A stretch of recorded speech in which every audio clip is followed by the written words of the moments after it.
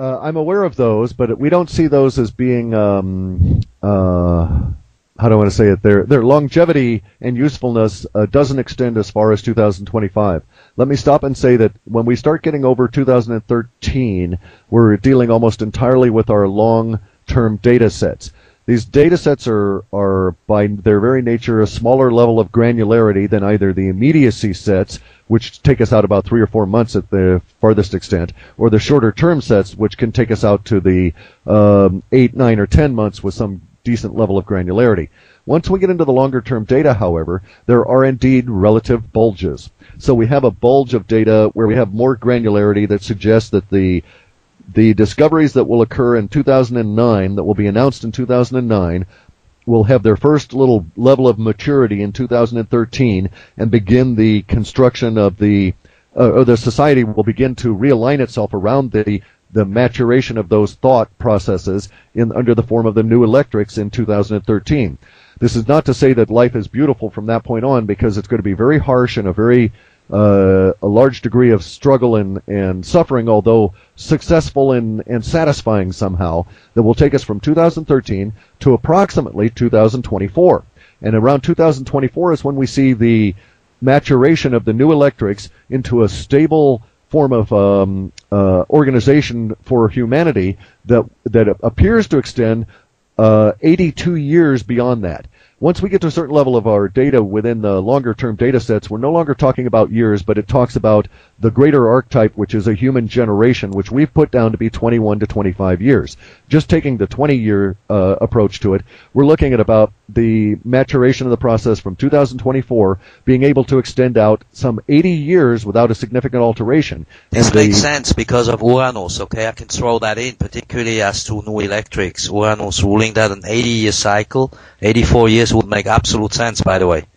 Okay, Sorry, then that's perfect. And we'll also see a peak of this stuff. That is to say, a grand alteration, something that occurs in the early, in 2020 to 2025, itself will mature in 2041 and join with the new electrics, and that further extends another 7 or 10 generations of humanity beyond that. I can't say what those things are because the level of granularity is just very small, and it doesn't give us much more than this vague hint.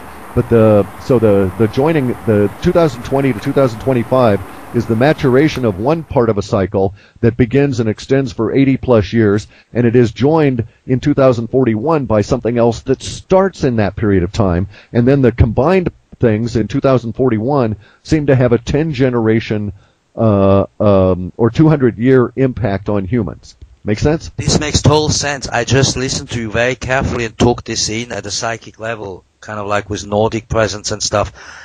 Based on astrology, what you just said, the dating really makes sense because Pluto goes into Aquarius, leaving Capricorn, leaving all this undoing of society behind in 2024, 23, 24, and goes into Aquarius for a long time into 37, 41, I don't know by heart right now, I'm sorry, and then comes an 80-year cycle, 84-year cycle with Uranus, and the 200 to 250-year cycle that you describe is either the full Neptune or the full Pluto cycle.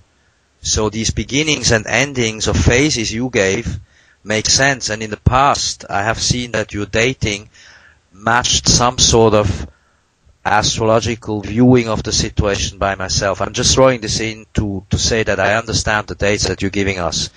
Now, okay, it makes sense. I say it makes sense that way because we have to acknowledge that if my work is accurate, then astrology must work, simply because all of these things in a rational universe, a structured universe, all of the various different pointers that have any understanding of how the universe works must therefore, in spite of the words that they're lost in, express the same idea. Well, they're based in mathematics and positions that make sense. Now, I'm going to continue with some follow-up questions from friends who are present here, and then another couple or three more from our readers. One question from Johnny was the following, financially, politically seeing. Do you see that the European Union and the euro currency is breaking down? And if so, when? Over? Yeah, we see that indeed there are stresses against the actual continuation of the European Union. These stresses will manifest themselves both in the currency and in the social order as we go forward over the next year from November 4th of this year through to November 2nd of 2010. During that period of time, the stresses on the central bank and warfare model will be felt globally. Places like Southeast Asia will have less effect, perhaps more violent and brief, but societies will be more stable.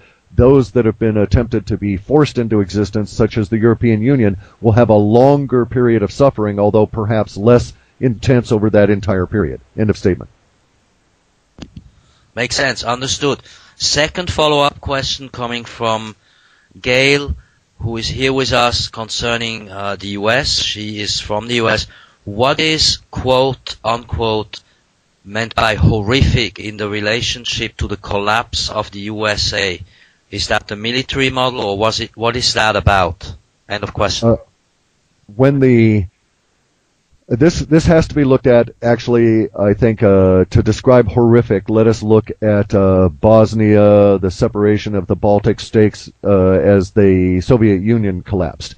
While we don't have the balkanization here in a physical form in the U.S., we have that in a metaphorical form in the various subsets of the populace and the various levels of repression. So, for instance, horrific includes the the collapse of the central bank and the warfare model. But as it collapses, those people that are in power will attempt to assert power any means they can to maintain the status quo as long as they can. And this will include in our data sets, the attempt to use force to get everybody to buy back into the common consensus paradigm, even though that paradigm has died, even though the use of that force is doomed and it will never succeed, they will nonetheless attempt to do it.